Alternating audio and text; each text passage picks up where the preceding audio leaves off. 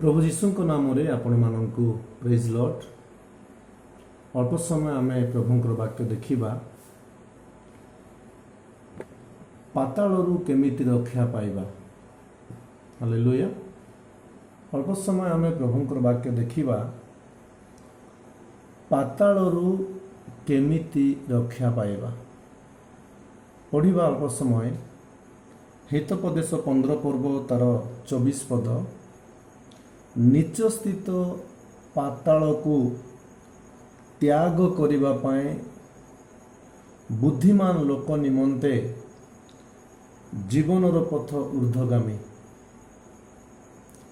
आम देखुचु एही पातालरू रक्षा पाइबा पाए हेले एही पातालरू आमे रक्षा पाइबा पाए बा उद्धार पाइबा पाए पातालरू आमे देखुचु साइड हेबा पाए हेले बा पातालरू आमे सुरक्षा पाइबा पाए हेले आमको बुद्धिर आवश्यक पड़ी थाए। बुद्धिर आवश्यक पड़ी थाए। एथिपाई आमे कौन करिबा कि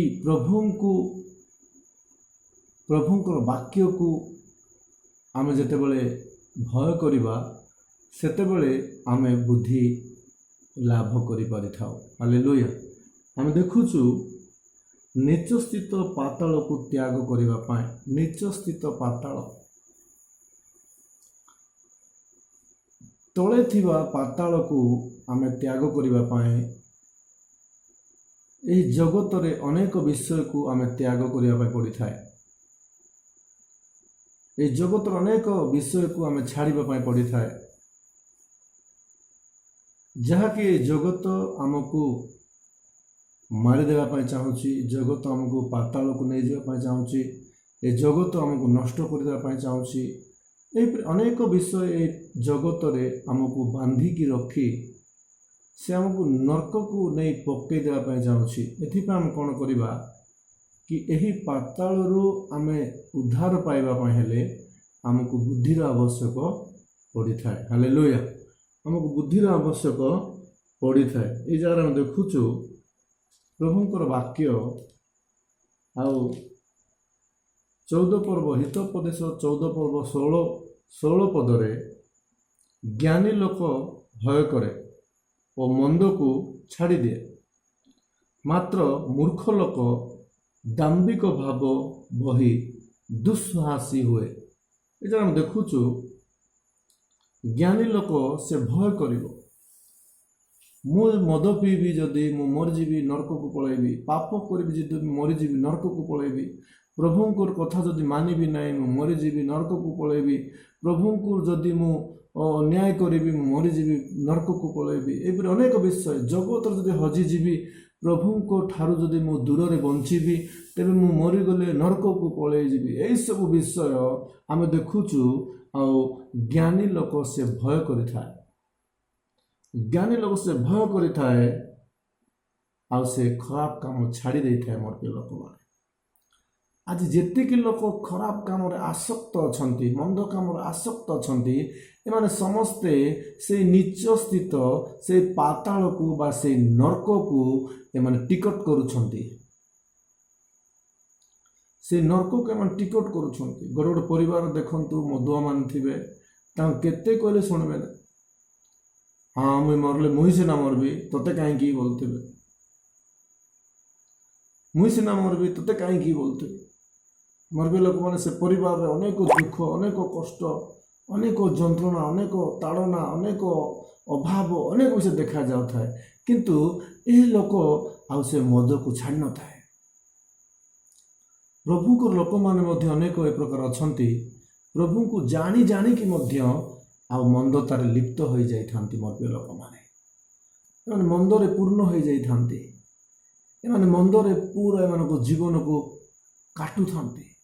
एहीपरि लोक माने आमे माने नरक को टिकट काटिथिबा लोक माने किंतु आमे देखुचु जने ज्ञानी से भय करिवो नै बापा मुझे यही प्रकार मरीजी तेरे मु मरीगले नरक पड़ीजी ଅନନ୍ତ କାଳ ନର୍କ।